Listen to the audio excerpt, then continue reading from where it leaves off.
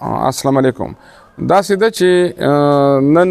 زه خوش قسمته یم چې د خپلې دورې نه پس زه د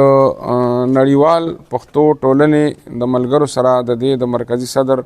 عابد خان او د هغې د مرکزي سکتر د اطلاعاتو جنید خان سره ناست یم او داسې ده چې مونږ دا ټولنه چې کومه ده نو دا په ټوله نړۍ کې خپل نمایندګان لري. د دنیا چې چرته هم پښتانه شته هلته د دې نمایندګان دي او په دغه کې هم په یو کې هم د دې یو ډېره ښه ناسته وشوه په دغه کې په 7 کینګ کې. نو موږ دا وایو چې موږ ته داسې یو ضرورت و چې هم د ملک په کچ باندې هم په نړیوال کچ باندې د پښتنو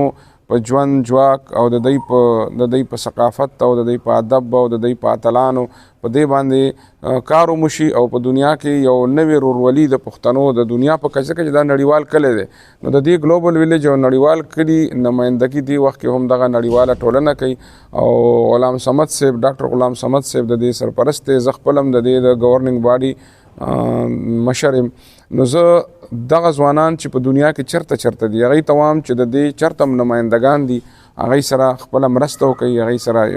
یووالی او یکجهتي وکړي چې داسې دا ټولنه چې کومه ده نو دا د ټول دنیا په کچ باندې د پښتنو یو نماینده ټولنه شي او داسې چې کوم دی نو هغه